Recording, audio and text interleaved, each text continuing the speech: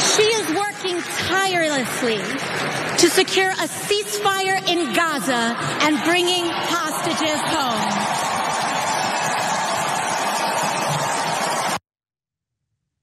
Is she, though? Is Kamala Harris working tirelessly to secure a ceasefire and bring the hostages home? Listen, the first night of the DNC had one mention of the ongoing war in Gaza, and that was it, and that was a lie. That was a lie. And look, to be fair to Kamala Harris, she's currently the vice president and she is the Democratic nominee. She's currently running in the general election. It's really on Joe Biden, but I still don't really appreciate being gaslit by AOC of all people in regard to Kamala Harris working tirelessly to secure a ceasefire. There is no indication of that, no evidence of that. And in fact, I want to just remind you all, last week while I was on break, I saw this headline. US releases $3.5 billion to Israel to spend on US weapons and military equipment months after Congress appropriated. So this is the first round of the $14 billion that Congress appropriated for Israel's war on Gaza. And so you can't argue that the current Biden administration, which includes Kamala Harris, is fighting tirelessly for a ceasefire when they refuse to use the weapons as leverage and refuse to engage in an arms embargo and keep rewarding Israel with military support. Yeah, so guys, it's super important to be truthful. Yes. And so I'm supportive of Kamala Harris and Tim Walz, and strongly so. You see me do it on this show, you see me do it on all the shows I go on, ranging from right wing to left wing. But we do nuance, we do reality, we do truth, right? So speaking of which, by the way, let me just do a quick correction here, because yes, AOC mentioned and no one else did until Joe Biden. And Joe Biden did mention the Palestinians twice, and he talked about the Palestinian suffering, and he said, end this war. So now normally I think rhetoric is not that helpful. In that case, having the president of the United States saying end this war is definitely a little bit helpful, okay? Hey, don't scroll away. Come back. Because before the video continues, we just want to urge you to lend your support to TYT. You power our honest reporting. You do it at tyt.com/team, and we love you for it. I wish they were doing more. I don't want you to get the wrong impression. It's not like Biden and Kamala Harris go behind the scenes and laugh their ass off. Ha ha, Palestinian people, we don't care. No. And do they genuinely care? Maybe. But the reason we talk about if you don't threaten the funding, you're not really doing anything is because that's the only thing that can get this government of Israel to move, right? If they find another clever way of getting the government of Israel to stop the bombings and get to a ceasefire or a permanent peace deal, great, wonderful, that's all we want.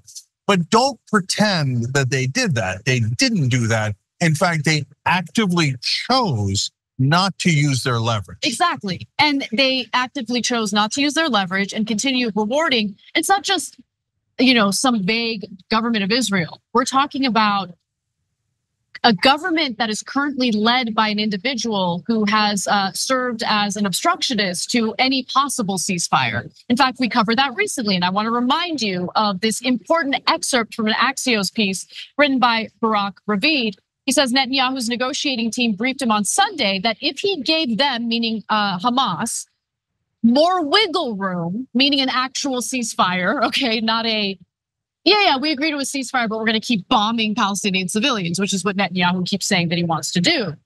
A deal might be possible, but Netanyahu refused to budge and reprimanded them for caving to senior Israeli officials, tell Axios. Now I give you that because if you don't condition the military aid and you just keep rewarding Netanyahu, then Netanyahu is gonna Netanyahu. And that's exactly what he's been doing. And again, I get, I'm gonna stop holding back. AOC gaslighting us on that is unacceptable. Unacceptable. Okay, she should have just left that out of her speech entirely. You wanna go up on that stage and you wanna rally for Kamala Harris, do you, boo?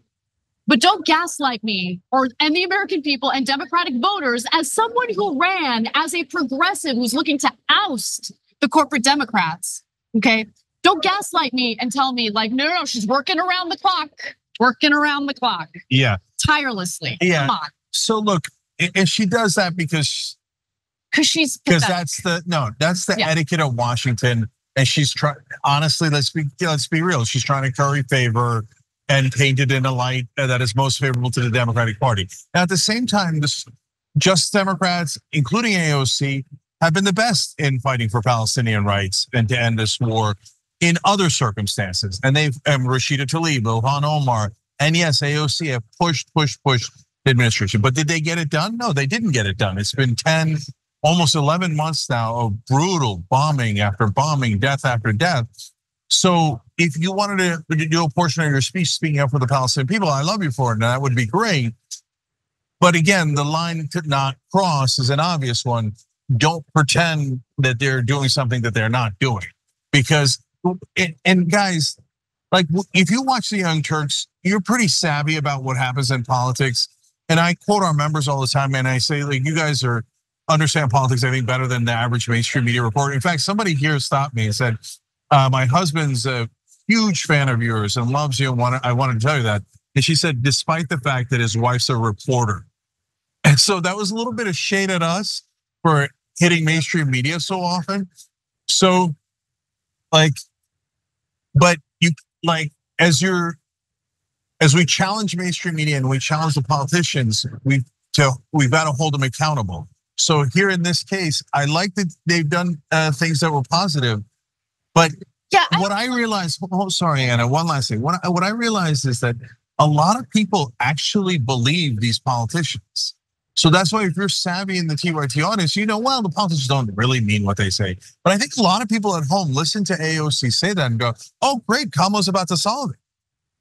And I can't have that because that's just not true. Progressive voters did not canvass for her, donate to her, fight for her, so she could stand on that stage and lie in their faces about what Kamala Harris is up to in regard to pushing for a ceasefire in Gaza. Okay, that was insulting, and I literally can't believe she said that. There was one line that she could have just left out of her speech. How about don't lie to us? It's not that difficult. So, and I know that this will somehow get to her, and she's gonna catch feelings about it. But she should catch feelings about it. I remember in that documentary about her, one of the things that she was worried about, right? That she's a freshman legislator, and one of the things that she was worried about was ending up a disappointment. Well, what she did on that stage last night was disappointing, to say the least. And she's to cut that crap out. Yeah, and so it might seem, last thing here, guys, like it might seem harsh when Anna says she lied on the stage. She did. But understand that there's what's happening right now, and this is what we reported on yesterday, is that Blinken is now pretending, has gone back to the Israeli hardline position of keeping land in Gaza. And is pretending that Netanyahu is being reasonable and it's Hamas's fault, when that's just not true. Netanyahu has not moved at all, and now the US administration has basically decided it looks like, based on what they're saying, we're not gonna get a deal, we're not gonna get a ceasefire, so let's turn around and blame Hamas, even though we know Netanyahu is the one that caused the ceasefire to fall apart. So look, I would be thrilled to be wrong and for the reporting to be wrong, and we get to ceasefire in a couple of days. But as things stand now, the US administration, yes, that's Biden and Harris, they're in the form of Anthony Blinken, their Secretary of State, is lying and saying that, oh my God, Israel's being so reasonable, it's Hamas's fault. That's just, I mean, it could certainly be true because Hamas is a terrorist organization, but in this case, given the fact pattern, given the reporting, it isn't true. So to pretend that, oh my God, they're so great and they're trying to help get to a ceasefire when now they're doing propaganda for Israel, it's just not true. And it's important for us to be real with you guys and to be honest with you guys. And that's why we say what we say, no matter who catches feelings. And let me be real about one other thing, okay? Because you're in this environment right now. Anyone who is here in the flesh, there's genuine excitement, there's genuine optimism, hope, positivity, all of that. And it's so difficult because it's tempting to want to get sucked into those positive feelings, those positive vibes. But it's impossible to do it when you know that we're talking about the same administration that has provided cover for the atrocities and brutality that has been directed toward the Palestinian people for nearly a year now. Yeah, and look, the last thing on this, because as a general note to what Anna said about hope, look, we want them to take 20 steps forward, and we think that it's totally realistic that they can. I can even show them how to do it, right? But if they just found a way to get past the donor wall, in a sense, I know they can get to 10 different things, like 10 bills, for example, to pass, right? But we know that they're going to pass about 2 bills. Right? And so our job is to tell you the reality, and that is a lot better than the Republicans passing 10 bills in the wrong direction. But I don't want you to lose hope just because they only get to 2, because we're gonna have a plan if they only do 2. But if they get to 10, that's amazing, and we'll take it and we'll love it, right? But as we're doing all of that, guys, and fighting forward and bringing you hope, we still have to be attached to reality. Because if you're not attached to reality, you're not gonna get anything done. So, and right now the reality is the US has backed Israel 100%, is actively choosing not to use their leverage, and Palestinians are being slaughtered for it. And the likelihood of a ceasefire is now unfortunately low.